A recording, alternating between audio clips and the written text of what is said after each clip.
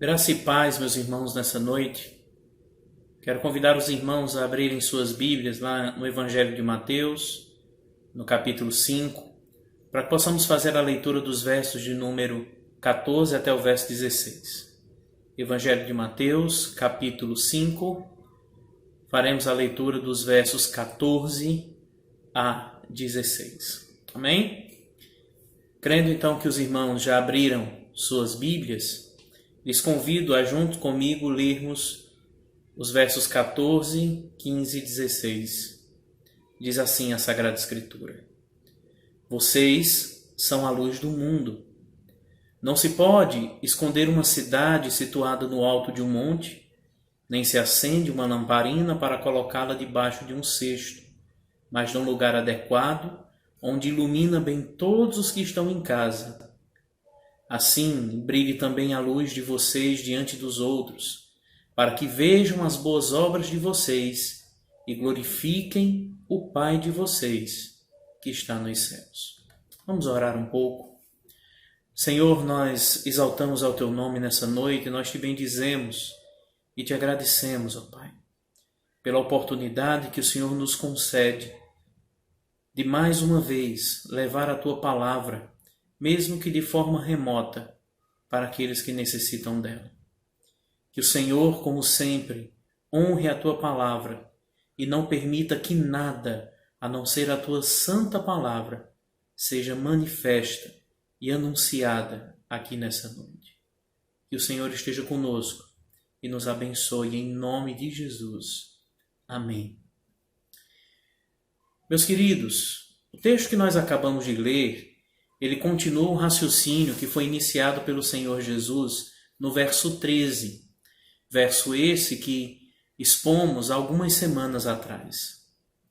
O Senhor Jesus, ele vinha tratando sobre as características de um verdadeiro crente, e a partir do verso 13, ele passa então a tratar sobre as responsabilidades que a igreja ela deve desempenhar no mundo em que ela está inserida.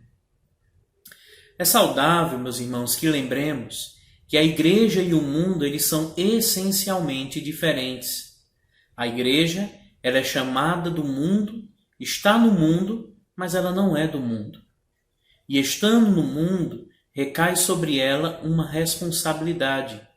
A responsabilidade de testemunhar a este mundo. Testemunhar acerca daquele que lhe salvou. Testemunhar acerca do Deus de nossa salvação. É importante recordarmos também que o mundo ao qual nos referimos aqui não é o mundo físico, mas sim o conjunto de todos aqueles que vivem em oposição ao reinado de Cristo, já fundado aqui nessa terra. Por esse motivo, meus irmãos, a relevância da igreja se observa em sua diferença do mundo. Quando a igreja está totalmente diferente do mundo, é que ela demonstra verdadeiramente o quão relevante ela é. A palavra de Deus, ela nos orienta várias vezes e muitas vezes nos exorta a entendermos essa diferença. Ela nos diz que a amizade da igreja com o mundo, ela é um desastre. Que nada que o mundo nos oferece é proveitoso, seja para a nossa edificação, seja para a nossa santificação. E mais uma vez eu saliento que o mundo ao qual nos referimos aqui é o mundo que está em oposição a Cristo. Nada do que ele nos oferece é proveitoso, nada do que ele nos oferece é duradouro. A igreja, meus irmãos, ela não pode querer viver como o mundo. E é por isso que nós somos exortados a não vivermos conforme os padrões deste mundo. Sempre que a igreja ela tenta imitar o mundo para atraí-lo, ela perde a sua capacidade de transformar o mundo. John Stott diz que mesmo a igreja sendo perseguida pelo mundo, ela é chamada para servir a este mundo que a persegue. A igreja, ela deve responder ao ódio e às mentiras do mundo com amor e com verdade. Essa é a perspectiva que nós, como crentes, devemos ter para o chamado que recebemos de Cristo. Quando o Senhor Jesus ele afirmou, vocês são sal, ele estava apontando para a influência que a igreja desempenha no mundo de forma interna. O sal, ele influencia sem ser visto. Ele influencia a infiltrar-se no mundo, aplicando sobre ele a sua salinidade, aplicando sobre ele todas as suas propriedades. E embora o sal não possa ser visto, ele é sentido. O seu sabor, a sua capacidade de trazer pureza, elas são sentidas e observadas no mundo. Se isso não acontecer, para nada mais ele serve, a não ser para ser jogado fora. Logo após tratar sobre o sal, nós observamos aqui que o Senhor ele passa a utilizar-se de uma outra metáfora. Ele agora olha para aquela multidão que lhe ouvia e diz, vocês são a luz do mundo. Apontando dessa vez não para a influência interna da igreja, mas apontando dessa vez para a influência externa. E diferente do sal, que pode agir sem ser visto, a luz, para agir, ela precisa ser vista, ela precisa ser irradiada, ela precisa revelar aquilo que está oculto. E essa é a função principal da luz. William Barclay, estudante da Palavra de Deus, estudioso da Palavra de Deus do passado, ele diz que a luz tem 3 funções primordiais. A primeira delas é ser vista por todos. A segunda é servir de guia. E a terceira é servir de advertência. Dentre todas as coisas criadas, meus amados, a luz ela é a mais útil, sem sombra de dúvidas. A luz, ela nos alimenta. A luz, ela nos reanima. A luz, ela foi a primeira coisa que Deus trouxe à existência. E sem a luz, nós ainda estaríamos vivendo em um completo vazio. Se a igreja, meus irmãos, influencia ao inserir-se no mundo como sal, ela desempenhará satisfatoriamente o seu papel quando ela passa a ser vista como luz. O apóstolo Paulo, ele diz que nós devemos resplandecer como luzeiros no mundo. Essa luz inclui o que o cristão diz e faz. Essa luz inclui o que o cristão diz e faz. Ou seja, o seu testemunho verbal e as suas boas obras. Obras essas que são obras de fé e de amor. Obras essas que expressam a nossa lealdade a Deus. E também, meus irmãos, expressam o nosso amor pelos nossos semelhantes. John Stott, ele diz que sem obras, o nosso evangelho perde a sua credibilidade. E Deus, por consequência, perde a sua honra. O fato de que a igreja é a luz do mundo implica também em entendermos que este mundo está imerso em completas trevas. O diabo, ele cegou o entendimento dos incrédulos. O reino do diabo é o reino das trevas. Ele é o príncipe das trevas.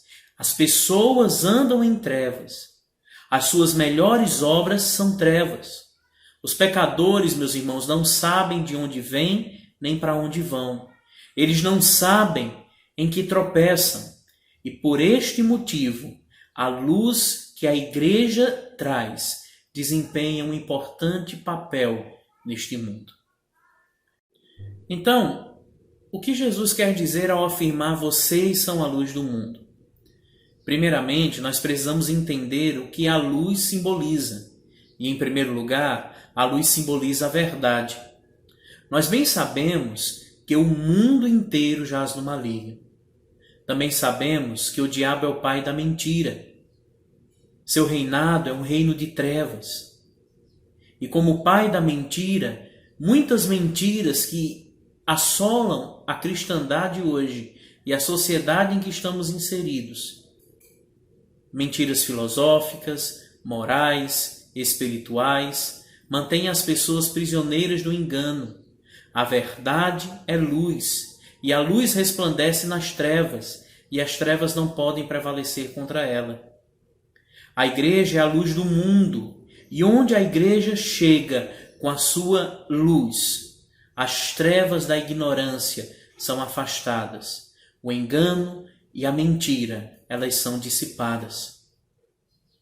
Em segundo lugar, nós precisamos entender que a luz simboliza pureza. A presença da igreja no mundo é saneadora. As trevas camuflam a sujeira do pecado. A escuridão esconde a podridão repugnante do pecado. Adultérios, roubos, assassinatos, mentiras, maldades, promiscuidades. Tudo isso, meu irmão, ele é maquinado e praticado debaixo do manto das trevas. Mas onde a luz chega, ela vence as trevas. Ela revela tudo que estava escondido pelas trevas e produz limpeza e purificação. Eu concordo com R.C. Sproul quando ele afirma que a escuridão não é páreo para a luz, porque a luz, ela demonstra-nos toda a pureza que há em um objeto. Concordo com as palavras de Sproul quando ele diz que a escuridão não é páreo para a luz. Se a luz simboliza a pureza, a presença da luz no mundo trará sobre este mundo completa purificação.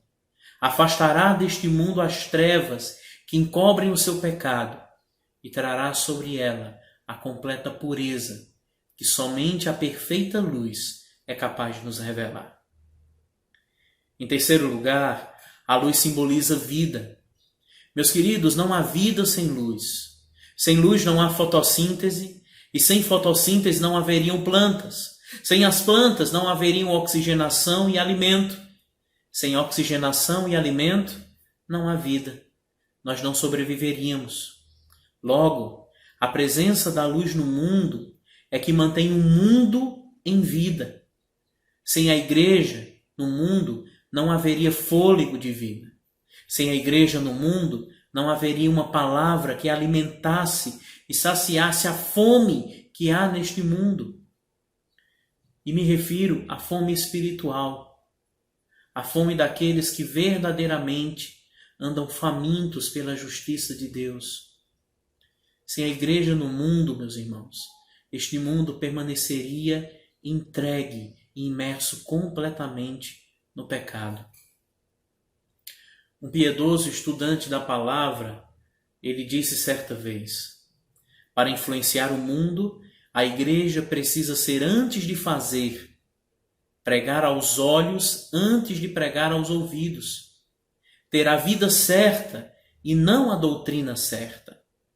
Há muitas pessoas que são ortodoxas de cabeça e hereges de conduta. São ortodoxas na teoria e progressistas na prática. Defendem doutrinas certas e vivem uma vida errada. São zelosas nas tradições da igreja, mas vivem na prática do pecado. Pregam o que não vivem, exigem dos outros o que não praticam. Coam um mosquito e engolem um camelo. Em quarto lugar, nós poderíamos afirmar que a luz ela também simboliza a direção. Meus irmãos, para que um piloto de avião pouse em segurança, é necessário que em meio à escuridão da pista, ela seja muito bem iluminada, para que demonstre o local em que ele deve seguir e que aponte a direção correta na qual ele deve pousar. A luz, ela aponta essa direção correta a seguir. Quem anda na luz sabe onde vai. Quem anda na luz não tropeça. Lembremos que Jesus é a luz do mundo, pois ele tem luz própria. Ele é o sol da justiça. E a igreja, mesmo não tendo luz própria como a lua, ela reflete a luz de Cristo, ela reflete a luz do sol da justiça. Portanto, a igreja como luz, ela simboliza a direção que este mundo ele deve seguir. Ele demonstra para o mundo o caminho no qual ele deve seguir. Mas a luz, ela também tem outro papel. Ela desempenha ou simboliza alerta para a igreja. Para o mundo. Em meio ao tenebroso mar, os navios eles usam as luzes dos faróis para se desviarem dos perigos do mar e chegarem seguro aos portos. A luz, ela serve então de alerta para os perigos. Ela avisa os viajantes sobre as necessidades de cautela. Assim, a igreja proclama ao mundo e anuncia os perigos do qual ela deve fugir, do qual ela deve se proteger. A igreja, meus irmãos, ela exerce um papel de sentinela, mostrando ao mundo o perigo grande e grave de viver despercebidamente, totalmente imerso neste mundo que jaz no maligno. Então, visto como a luz é importante e tudo o que ela simboliza, nós precisamos entender como podemos desempenhar este papel no mundo em que estamos inseridos. E para isso, eu convido os irmãos a lerem comigo o restante do verso 14, que diz assim: Não se pode esconder uma cidade situada no alto de um monte. A primeira maneira de manifestarmos a influência da luz no mundo é tornando-a visível. Não há, meus queridos, como sermos luz se não refletirmos a luz de Cristo. Lembremos do que o apóstolo Paulo nos diz lá em Efésios 5, versos 8 e 9. Porque no passado vocês eram trevas, mas agora são luz no Senhor. Vivam como filhos da luz, porque o fruto da luz consiste em toda bondade, justiça e verdade. Meus amados, o crente ele é um indivíduo que recebeu a natureza divina, tornando-se participante dela. A luz, que é o próprio Cristo, é igualmente a luz que reflete no crente e que alcança assim um mundo em que o crente está inserido. Dessa forma, não há como ocultar uma cidade edificada em um monte. Não há como apagar a luz de Cristo manifesta através da união de Cristo com a igreja. Lembre-se da advertência que o Senhor Jesus fez, ainda neste sermão, mas em uma parte lá na frente, no capítulo 6, no verso 23, quando ele disse: Se, porém, os seus olhos forem maus, todo o seu corpo estará em trevas. Portanto, se a luz que existe em vocês são trevas, que grandes trevas serão. A segunda maneira com que podemos manifestar a influência da luz no mundo é não ocultando esta luz. O verso 15 ele diz: Não se acende uma lamparina para colocá-la debaixo de um cesto, mas num lugar adequado, onde ilumina bem todos os que estão em casa. Meus queridos, como o mundo nos enxerga? Nós somos iguais ou há algo que os incomoda? Sempre que nos colocamos frente a uma luz muito intensa, nós buscamos ocultar-nos dessa luz. Ela incomoda. Ela machuca muitas vezes. E nós não suportamos estar na presença de algo que nos incomoda. Meus queridos, preste atenção na expressão que eu acabei de lhes dizer. Quando estamos colocados frente a uma luz muito intensa, buscamos ocultar-nos dessa luz. Note que são aqueles que se incomodam com a luz que buscam se ocultar dela. Não é a luz propriamente que se oculta, mas aquele que se incomoda com ela é que se esconde e que se afasta dela. A verdadeira luz, ela não atrai aqueles que gostam da penumbra, ela não atrai aqueles que gostam de viver imerso em trevas. E por este motivo, o verdadeiro crente não se oculta. Ele nem pode deixar de ser notado. O homem que verdadeiramente esteja vivendo como crente sempre assume uma posição de destaque. Há algo nele que sempre atrai os carentes ou que afasta os pecadores. Ele assemelha-se a uma lamparina posta em um lugar de destaque e ilumina todos os que estão ao seu redor. O verdadeiro crente nem ao menos deseja esconder a sua luz. Aquele, meus irmãos, que reconhece que tudo quanto a graça divina produziu nele e tem efetuado benefícios sobre ele. Aquele que compreende que, em última análise, Deus está agindo sobre ele, não é capaz de ocultar a luz que brilha nele. Porque o seu coração, porque a sua gratidão lhe impedirá e ele buscará de forma grandiosa demonstrar aquilo que Jesus tem feito por ele. Deus, meus irmãos, ele fez tudo isso com um objetivo. O objetivo de que nós nos tornemos influenciadores deste mundo. Mas não influenciadores de opinião apenas. Mas não influenciadores de palavra, mas influenciadores de vida. Significa, meus irmãos, que nós estamos refreando a ação do diabo, a ação do pecado na vida de muitas pessoas. Mas se nós desvalorizarmos aquilo que Cristo tem feito por nós, o verdadeiro crente nem ao menos deseja esconder a sua luz.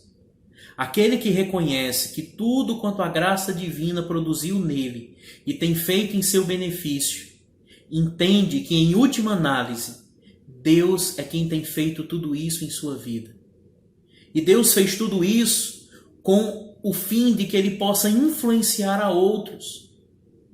É um homem que não é capaz de ocultar a sua realidade espiritual, mas aonde quer que ele esteja, ele consegue demonstrar, através de suas ações, através de sua própria vida, a quem ele serve.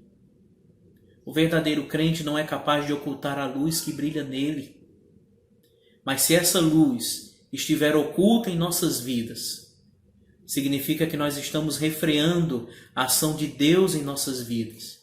Significa que nós estamos desvalorizando a graça que nós recebemos do Senhor.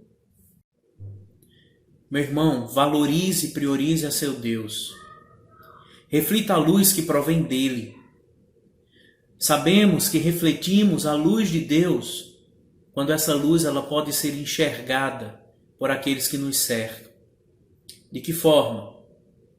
A sua casa tem visto essa luz em você ou ela está oculta? Brilhe em sua casa. Reflita a luz de Cristo em sua casa. Demonstre isso valorizando o seu cônjuge, valorizando seus filhos, valorizando seus pais. A igreja, meus irmãos, tem visto essa luz em você? Ou você a está ocultando? De modo que somente você é capaz de enxergá-la. Brilhe em sua igreja, reflita a luz de Cristo nela. Demonstre isso valorizando-a. Demonstre isso orando por ela. Demonstre isso através dos seus dons, através dos seus talentos. Demonstre isso com seus bens. Mas demonstre isto principalmente com a sua vida. Não sejamos visitantes em nossas casas. Somente aqueles que estão próximos enxergam a nossa luz. E se nem eles forem capazes de enxergar a nossa luz, como nós poderemos espalhar essa luz para todo o mundo? Como nós poderemos ser chamados de luz do mundo?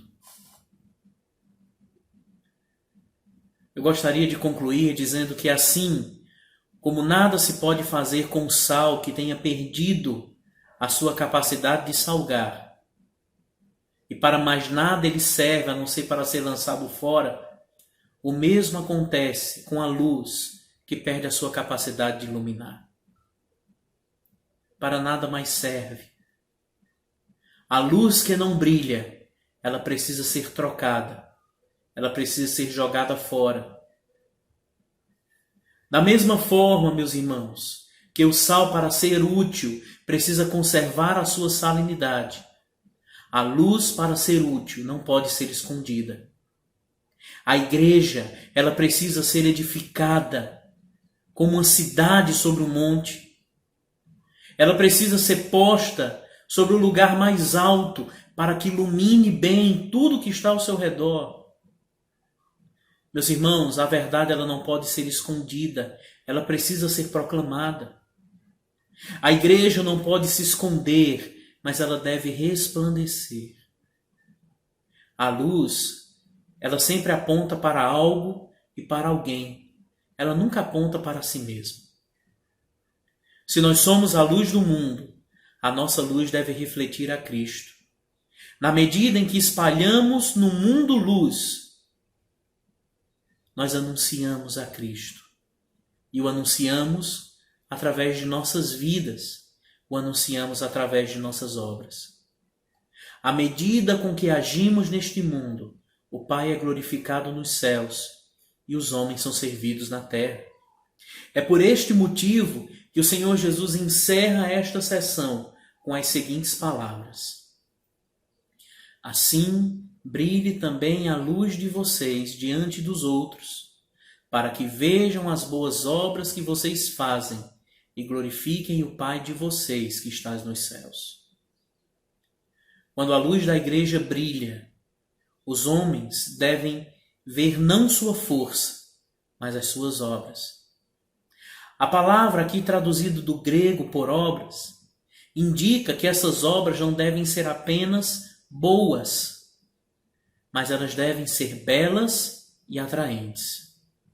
E tenhamos em mente que a igreja não faz boas obras a fim de atrair a atenção dos homens para si, nem age, meus irmãos, com a atenção de atrair glória para si. Ela o faz para levá-los a conhecerem a bondade de Deus e a glorificá-lo. Todos os talentos, todos os dons, todos os esforços da igreja e, por consequência, todos os esforços daqueles que compõem a igreja devem ser empregados com um único objetivo: de atrair a atenção do mundo para Deus. Quando um cristão faz boas obras, ele as realiza pelo poder de Deus, ele as realiza para a glória de Deus. E eu encerro citando um texto que tão bem conhecemos: porque dele, por ele e para ele são todas as coisas. A ele, pois, a glória para todo sempre. Amém. Que Deus nos abençoe. Que Deus nos guarde. Em nome de Jesus.